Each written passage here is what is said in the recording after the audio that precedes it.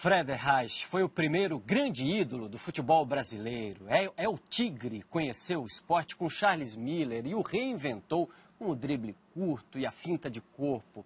Toda essa história, lá do início do século XX, agora vai ser contada na biografia do próprio Frederich.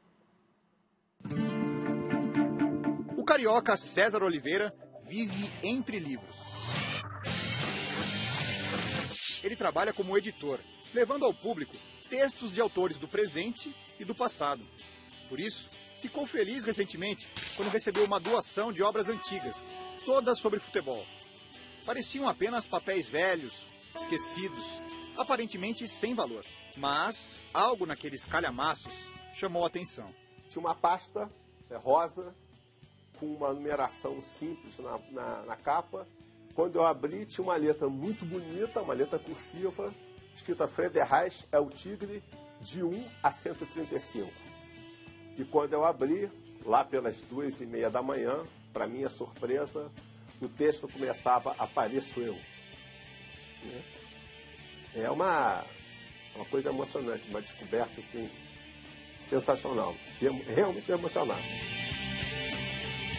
A emoção vem porque o achado é quase uma descoberta arqueológica, que joga luz sobre o primeiro grande astro do futebol brasileiro, Arthur Friedenreich. Ele narra a própria vida no texto, passo a passo, e o material ainda veio acompanhado de fotografias belíssimas, identificadas no verso pelo próprio atleta. Um verdadeiro tesouro. Friedenreich viveu entre 1892 e 1969. Marcou mais de 500 gols, ganhou títulos internacionais, era adorado pelo público. É o futebol, senhoras e senhores. É o futebol apresentando astros como Frederich. Só que existem poucos registros da trajetória esportiva ou da vida pessoal dele. Foi o primeiro ídolo, sem qualquer dúvida. Por 26 anos ele tem um papel único no futebol brasileiro. Nossa equipe teve acesso a uma parte dessa autobiografia de Friedenreich. São trechos que ajudam a entender quem foi e como viveu o primeiro grande craque do nosso futebol. E essa história começou bem aqui, nessa esquina paulistana, mais de 100 anos atrás. Nasci na cidade de São Paulo, a 18 de julho de 1892, na Luz, a Rua do Triunfo, número 8. Numa casa pequena, rés do chão, porta e 3 janelas, lampião de gás à frente, ao qual trepei muitas vezes em traquinadas precoces. Filho de um imigrante alemão e uma empregada doméstica brasileira, Friedenreich era um tipo único. Meio claro, meio escuro, cabelo crespo e olhos azuis. Meu pai, Oscar, era alto com seus 1,85 m, delgado, forte, barbicha, cabelos crespos e loiros, rosto magro, onde brilhavam olhos verdes vivíssimos. Minha mãe, pelo pouco que me lembro, era magra, bem mais baixa que meu pai, morena, olhos pretos, muito calada. Essa formação tão curiosa permitiu algo raro para a época. Friedenreich circulava entre os clubes da elite e os da várzea, entre ricos e pobres. Fui infalível ali naquelas domingueiras, chegando a correr 3 matches de enfiada, mudando camisas com a mágica de um transformista. Tirava de um clube e logo enfiava de outro. Os textos também ajudam a entender quem foram os mentores de Friedenreich.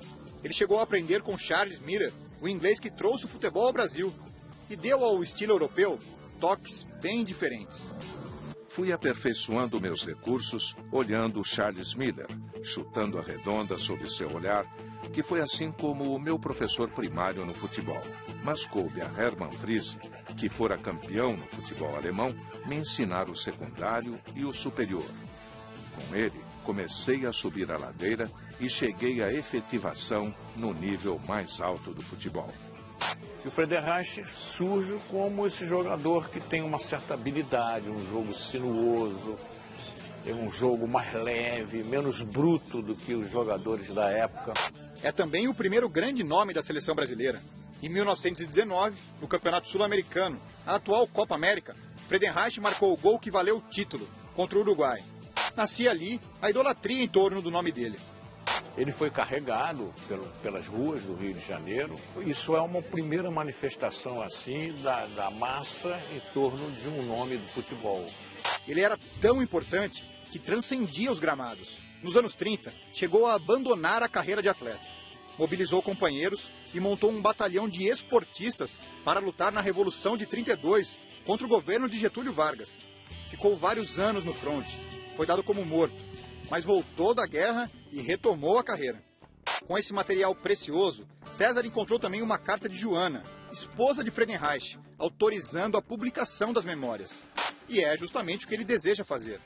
O editor está em busca de patrocinadores para lançar o livro de Friedenreich em 2012 e quer que os originais sejam devidamente resguardados, como um tesouro merece. Eu quero que esse material seja preservado por alguém que possa cuidar dele direito.